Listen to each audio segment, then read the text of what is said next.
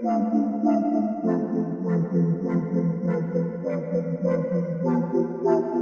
into the Film Guy Network. It's football season, which means I've got a film study for you.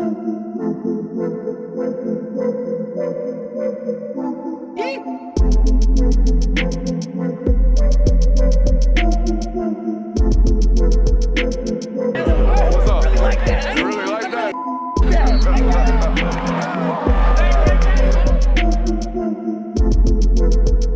Let's shut up and grind some tape.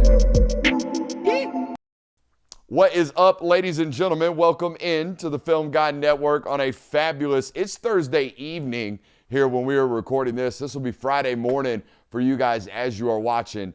And how dare us, Jonathan? How dare us bury the lead for 7 days on this August quarterback film study in the lead up to the 2026 college football season? That's right. You're already here because you've seen the title of the day's film study. You've seen the thumbnail. You've seen the tweets, whatever it is. It's Arch Manning Day here on the network. We are going to grind this here tape. And I was one of these guys going into his first year as a full-time starter, Jonathan, like riding the hype train because we watched the freshman tape and thought it was exceptional.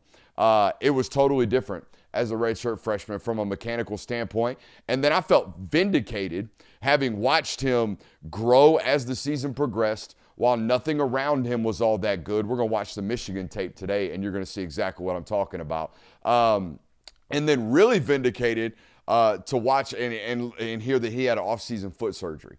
All right, to know that, okay, he wasn't 100%. That was not, we were compensating for something, whatever that was. It's a Manning injury, so it was kept well under the wraps. I mean, I talked to the best of the best reporters and the best of the best sources that you could find out there in Texas. I think they shoot you right now if you told them what foot he had surgery on. Like, you'd be in some deep trouble. They'd probably lock you in a hole somewhere. So it was tight-knit information as to what the injury was, but it was bad enough to require surgery. And it was bad enough for it to have bothered him all year last year because it happened, Sark told us, during the A&M game in 2024 on, I think it was a touchdown run when they basically would jog him out there to do quarterback runs because Quinn Ewers couldn't do that. Super excited to do this with you guys today. I think by the end of it, the haters are going to call me an arch defender. I think that's what they're going to call me. I think they're like, oh, Brooks, you're an idiot. He still stinks. And you're going to watch, those people aren't going to watch this. They're just going to click on the title, they're going to click on the video, and they're going to automatically go come in here with the hate. If you're a Texas fan watching this today, you're going to feel vindicated as well. You're going to feel like you have tremendous belief in your quarterback, and you never should have wavered, especially if it's your first time watching this place. If it's your first time watching, we got a couple rules around here. If you want anything about the game of football today, you must subscribe. If you want anything about your favorite football teams today, you must subscribe. If you have any fun at all today, you must subscribe. Let's shut up and let's grind the tape. All right, I told you we're going to watch that Cheez-It Bowl, Jonathan. I've already talked about this on our show this summer, having watched all this tape this offseason.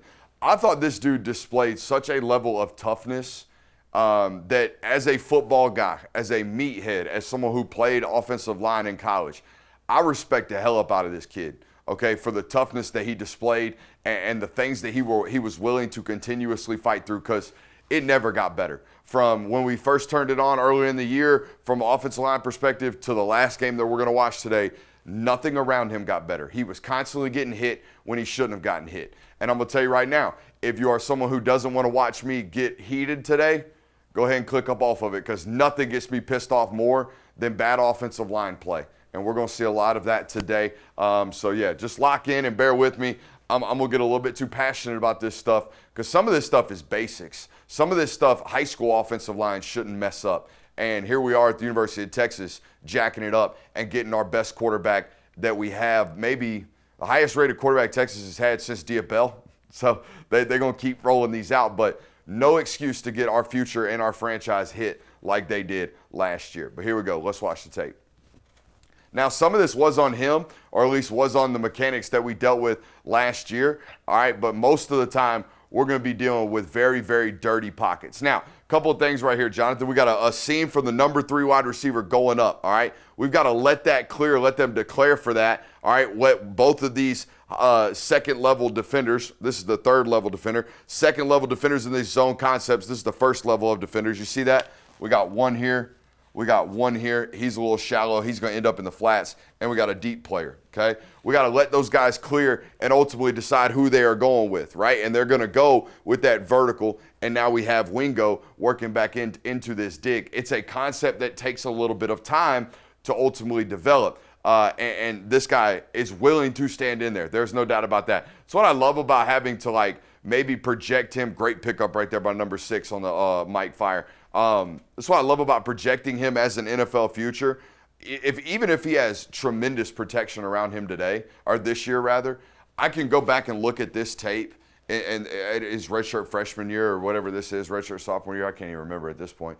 His first year starting, and I can go, well, if we suck at offensive line when I draft him, it's okay. He might get hurt, but at least he can deliver strikes when it's dirty around him, when the pocket is nasty. At least I know for a fact he'll stand in there and rip stuff. You know what I mean? He's not going to immediately put his eyes down and start bailing. He's had to live through the worst of the worst, okay? Also, like 25-yard concepts. They're always big boy concepts. Like you're going to see screens and you're going to see stuff behind the line of scrimmage that every college offense runs and a lot of NFL teams are running nowadays, and you're going to see balls chunked 25 yards downfield. That's what Texas offense has become. Not a lot of three-step slants out here, Jonathan. Not a lot of easy work for the quarterback. If they're asking him to do it, it's at or near the line of scrimmage or big boy concepts downfield, all right? You're going to see a lot of this today of us having to get outside the pocket or us rushing to get away from defenders. And this was, to me, look, I didn't watch every single snap of Texas football last year, but I watched a lot of them. To me, this was a byproduct of what they constantly struggled with. Guys, A, not knowing what they're supposed to do, but B, in the midst of not knowing what they're supposed to do, trying to do multiple things. That's bad news. That's never going to end well. Watch the center and the guard right here, or excuse me, the center and this left guard right here, Jonathan. Watch them, A, not do the right thing, but B, try to do two things at once. Do you see that? The center doesn't know, hey, is the nose tackle my guy? Or the left guard doesn't know, hey, am I a full slide guy? Am I involved in here? Am I actually supposed to block this nose tackle? The center, number 62, he does the same thing. He puts hands on the nose, and then somebody, oh, am I supposed to be in B gap? And now look, the left guard is back off to the other defensive lineman, and now we got the midline defender running right down the pipe, ready to hit number 16, okay? So, hey, if you're going to do something wrong, do it full speed and lock in there and stay there. Don't try to be half in, half out. You're going to end up doing nothing in the offensive line world. It's a great job, again, by 6 of just, hey, like, I'm going to go block a 305-pound defensive tackle just because he showed up. I think it's also goes back to that discussion we were watching Oklahoma the other day. It's just misidentification for my money, right? They got 4 down linemen wearing big numbers. He's in 33. That looks like a linebacker to me, right, Jonathan? He probably is. I would count 1, 2, 3, 4, and then maybe 5, the closest inside linebacker, and send him all the way over here to 36 if he comes, or 23 if he comes. Let him scan, protect, and pick up most dangerous man instead of y'all not really knowing who you have and who your responsibility is for. They look like, to me, they go big 5. They say, okay, you guys are the quote-unquote 5 down linemen. They're not. Those are the 4 down linemen, and those are 3 linebackers, okay? So we should count the 4 down linemen and the most important and most dangerous linebacker. Those are who we should count, and we should lock into our assignments.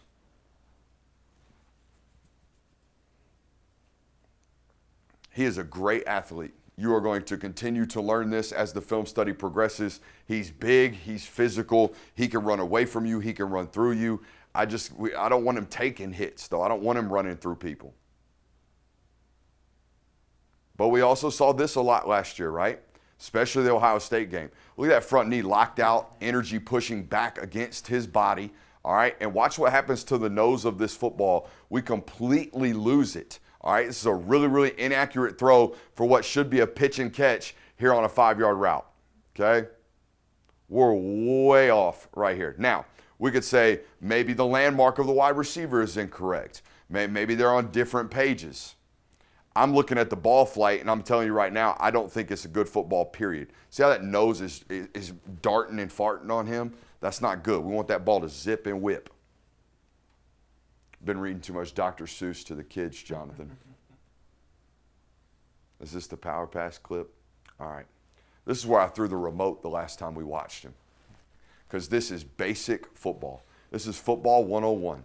This is power pass, okay? Power pass is when we pull the backside guard, and he is responsible for the end man on the line of scrimmage. Now, as the play progresses, all right, 30 walks down. Boom. We'll stop the clip right now, okay? You've got C gap. You've got B gap. You've got backside A gap, or backside A gap. You have backside B gap. You are pulling for the end man on the line of scrimmage. We have a tight end over here, right, Jonathan? So when he arc releases, guess who gets eliminated from the play? That outside linebacker, he's gone. Okay, you are kicking out for the edge rusher off the backside. That's what your job should be. It's called gap schemes because you have a gap. Okay, Mr. Gooseby, your gap is B gap. Your eyes should be in B gap. If your eyes aren't in B gap, if you're trying to mess around with this 4-eye, the tight end can't do his job. Put us back in 2 and you'll see what I'm talking about, okay? Everybody see a good mental picture of where everyone's job is. Nice and simple. All right, here we go. As the play rolls, okay, Gooseby's got his hands on this 4-eye, but guess what's showing up in B gap right about now, Jonathan? The Mike linebacker. He is firing downhill right now, and you're about to get some of this oh crap body language from a future first-round draft pick in Gooseby that we paid a load of money to come back to college football. But guess what? He's trying to do 2 jobs again, and he's wrong. And so now the quarterback's going to get thrown up off the spot, and we're going to have to run around and basically throw the football away. Now, this is why it still boils down to coaching this year, because y'all can talk about how you rebuilt the offensive line. That's your best player. Your best player is not doing what he is supposed to be doing. He does not have his eyes in the right spot. And it's the second clip in a matter of 7 plays where we got offensive linemen trying to do multiple things and failing to do one successfully. Also, it jacks up the tight end when we do this, okay? When we put our hands on this 4-eye, watch 83. He assumes that my guy has been accounted for. So guess what he does? He comes off for the end man on the line of scrimmage, who I told you at the start of the play is whose job? The pulling offensive guard. We've got one for him. So watch what happens. He gets over there, and now we got 2 guys blocking one, and we got 1 guy running free right at our quarterback.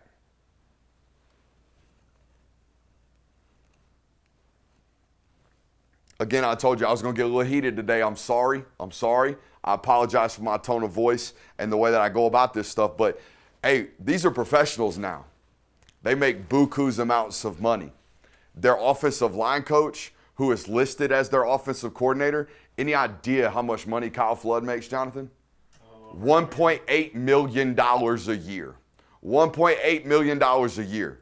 And we got that stuff in game 13 getting put on tape. I'd throw the remote too. I'd freak out too.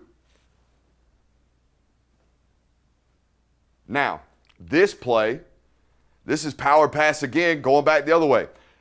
I do not blame this tight end over here for doing what he's about to do. He's trying to keep his eyes in his gap, and they get what we call green dogged in this world. All right, the linebacker is going to realize, oh my God, it's a pass. I have no responsibilities. The guy I'm supposed to cover is staying in the protection. The guy I'm supposed to cover or maybe cover is staying in protection. They're in 7-man pass pro. I might as well add into the mix. That is what we call a green dog in the football world. So if somebody does green dog and he's not accounted for in the protection like number 12 does right now, whose job is that to beat with the football?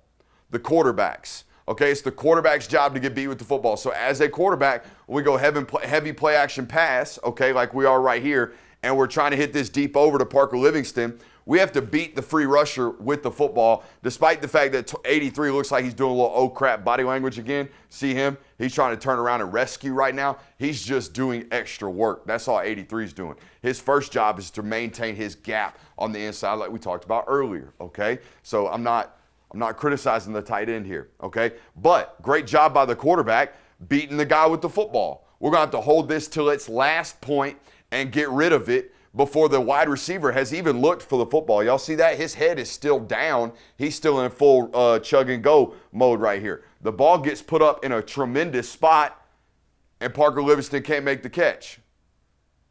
So these are the clips where I laugh when people are like, man, that Arch Manning sure is overrated. That guy sucks.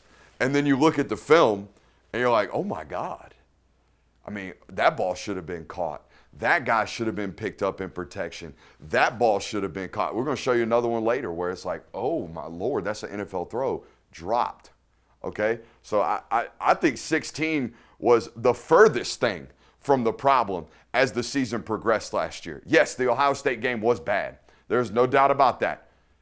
Pretty tough to go playing 102,000 in the shoe first game of the year against Sonny Styles and all them boys. Okay? Would they have 3 top 15 picks? I think so. Yeah. Pretty tough. Now, I did like this, Sark. Everybody been doing this run the tight end up under the center on QB sneak. Nope. We're going to snap it between his legs and run Arch Manning around the corner. Here's what I'm talking about with the size of this individual. 30's a linebacker. He is not a DB. Okay, 30's probably listed on Michigan's roster north of 230 pounds. He fitting to get the hiya here late. It's a big dude now. Again, don't want him doing all of this. I don't want him doing this 15 times a football game. I don't want to be Connor Weigman in him like they do at Houston. We're going to show you that in this series as well. Did you know Connor Weigman had 5 games of 20-plus carries last year? Whoa. Right?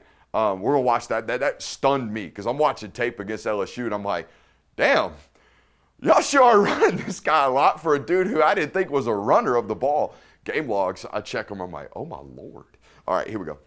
But, yeah, we're a big physical human being. I'd say we're north of 6'3 and a half. We're north of 225 pounds, and I bet we're sub 4'6", okay?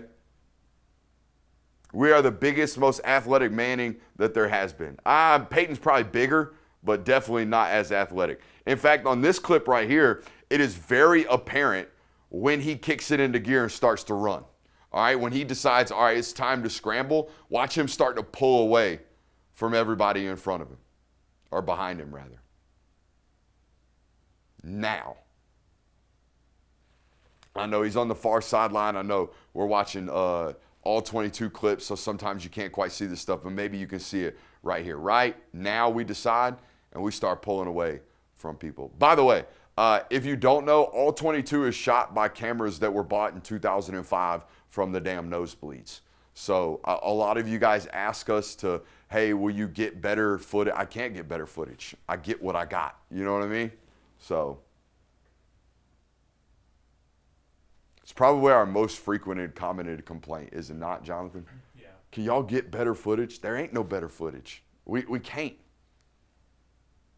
Now, these are the types of plays this year I think go down for us. Okay, I think we're going to be a much more confident football player.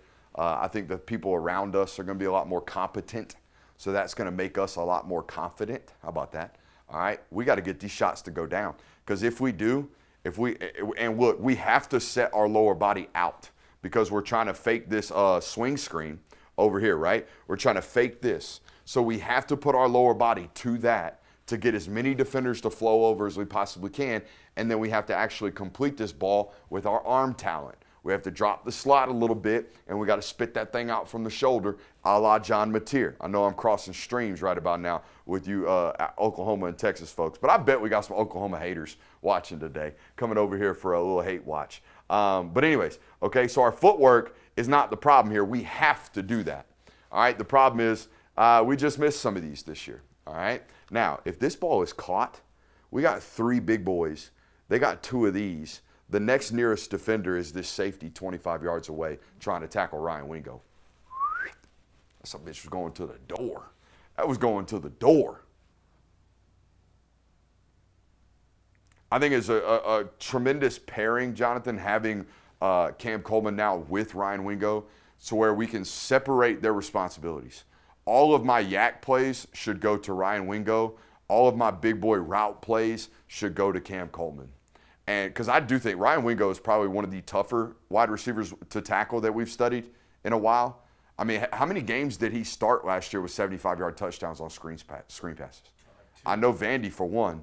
And in the game before Vandy, didn't he get Mississippi State like that too? Pretty sure. I mean, the dude can absolutely go with the football in his hand.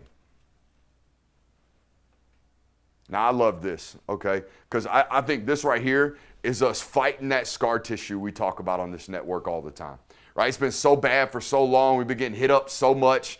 Pockets have been dirty that it can be very easy for us at first sign of problem to just put our eyes down, dart outside the pocket, and go try to make a play with our legs like we've had to do so much this year. And you can see it right now. Look, hey, left tackle's getting speed rushed a little bit. We got a wrap coming around from the linebacker as a free rusher. Right guard's getting beat across his face. The pocket is dirty. Amen? All right, the pocket is dirty. We have feet parallel to the line of scrimmage. This is bad news for most quarterbacks. But we got that dig working back in. If we just trust it just a little bit, if we hold this football a little bit longer, if we let our arm talent take over, we can put this ball in a spot that we know is going to be a winning spot. All right, because we see the defense, what they're in. They're in man coverage. We know Wingo is going to run away from that coverage if I just give him a chance, and that's exactly what he's done. The ball's already in the air. You can really see this from the tight. Okay? I call this fighting the scar tissue, man. And there was a lot of it last year, bud. There's a lot of bad going on in that pocket right now. And we're just going to, we're going to flip that thing out and know that our guy's going to win in one-on-one man-to-man coverage. By the way, not to do the thing, wasn't a single play on Fernando Mendoza's tape that looks like that. Not a one. There ain't a single play where he's got to go 1, 2, 3 through the reads. You know what I'm saying? So like this from a will it work on Sundays? Yes, it's going to work on Sundays. I don't think there is any doubt in my mind whether or not this guy's going to play football for a really, really long time. My question is, can everything else around him get better? And not just can the players get better. The assignment and execution has to get better.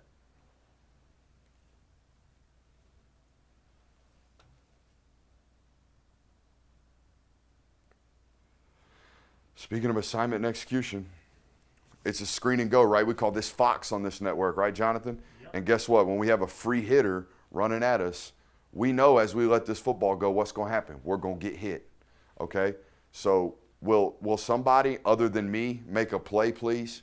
I don't know if y'all can see that because the sun's in the guy's eyes or in the shot, but that is an absolute freaking dot between three defenders that are closing in on the spot. Do we catch it? Absolutely not. Absolutely not. No, we don't. Another 30-yard explosive left off the tape because we can't execute around our quarterback. I mean, an absolute beam. I'm going to get labeled all kinds of things when they see the title coming out. Because I will tell you, the title is going to be something along the lines of, it was everybody's fault but Arch. They failed him. I felt like they failed him last year, the more and more I watched tape. Now, this is a great play, okay? A lot of split safety defense going on in college football and in pro football now, right?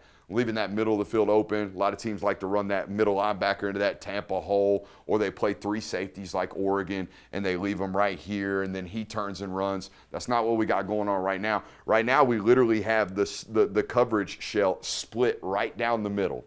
Okay, this safety is going to get occupied by Parker Livingston running a high corner. This safety is going to get occupied by whoever the hell this is down here running something into his zone, and he's going to push back. It's going to leave the middle of the field wide ass open, isn't it, Jonathan? Mm-hmm. Okay, so that's what we know pre-snap. Now, when I see this tight end right here, and I see this linebacker with his eyes to me, and ultimately he's going to square his shoulders up. I know as a quarterback, A, I have to buy a little bit more time, because guess what? Pocket's dirty. But B, as soon as he gets even, it's a completion, okay? As soon as he literally gets to right here and Arch is about to let the ball go, I know that's green grass. I know that's going to be a touchdown. I just got to get time to let this ball rip. Watch how early from the tight he lets this ball go, Jonathan. Actually, I'll pause it for you when he breaks his hands. Right there. He's broken his hands, and we look covered up on tape, don't we? Mm-hmm. But we're not going to be because we know ball. We know we're going to run right into that void of that split safety defense, okay? All I'm showing you is an extreme high level of ball knowledge, all right, and execution from this kid. He's out here dialing it up.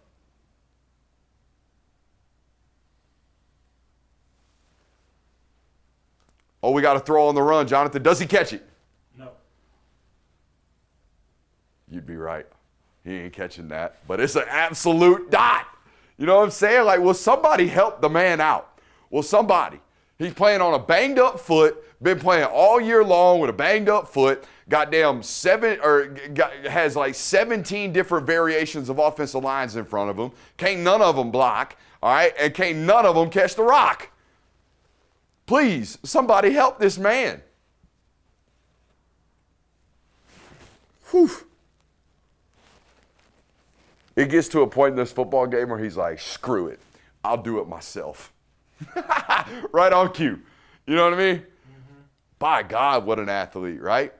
I mean, he runs away. Look at this safety. This safety's like, oh, we got big old white boy coming out here. Woof. Ran right by. Bad angle from him. Bad angle from him. I see a lot of them. I see a lot of bad angles running this guy down. Because to be honest with you, when you watch him on tape, he is really goofy-footed. Like his toes are pointed out. There's not a lot of great movement patterns on the kid. But when you see actually how fast he runs, none of that movement pattern stuff matters except, you know, for longevity purposes. It's important that we run correctly for a long time if we're going to run for a long time, if that makes sense. But you can tell guys don't know what it is until they get a feel for it in the game because they take goofy angles like number 6 does right here. Buddy, you are so cooked.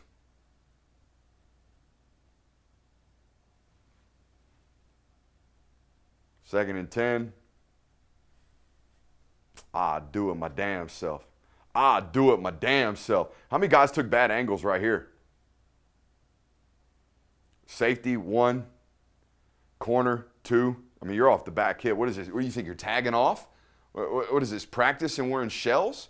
What's the corner doing right there? I mean, he even threw his hands up like, y'all gonna blow the whistle? I ain't never seen that. And then the backside safety's got a bad angle too. They all get outran, basically. One of them gets a put on them, but the rest of them get outran.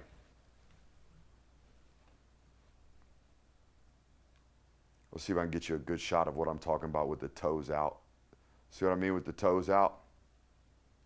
Every stride, toe out. Ain't never been a 100-meter runner run with his toes out. They all run with them toes forward, okay? All right, let's get into empty, and let's see what happens here. Okay, now, what are they playing, Jonathan? Can you tell? Let me get you a full picture of it. What's that look like to you? Zone, yes, but do you know what zone?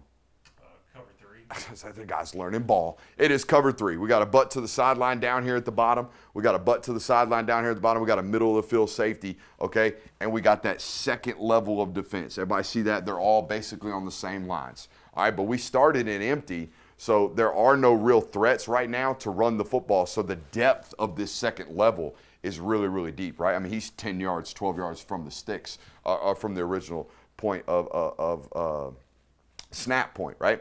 All right, so he gets really, really deep. But we know as a quarterback, they're in cover 3. So guess what? As this guy clears him, as 7 does a really good job of pushing vertical, is what we call that, that dude is inherently, even though I'm already breaking my hands, that dude is inherently going to move towards the flat because they know that his responsibility is to push vertical, ride whoever gets vertical, and then buzz to the flat is the terminology. You ever seen that play on NCAA called cover 3 buzz flat? That's what that means, okay? His job is to push vertical and then buzz to the flat. Watch 7. Oh, there he goes. Do you see him? That's all I need. That's all I need, that one little movement of you working yourself back to the flat or at least getting your eyes to the flat wide receiver, okay? And then 13's wrapping right behind your face and the ball's already beat you. Look how early he throws this football, Jonathan. He lets this football, he breaks his hands right now. Livingston hasn't cleared either of those 2 football players, has he? But we know he will. That's why, again, in the NFL throw, that's what that is. That's anticipatory throwing. Now, I would like it in a slightly better spot, okay? But I think I'm asking for a little bit too much at that point. Boom.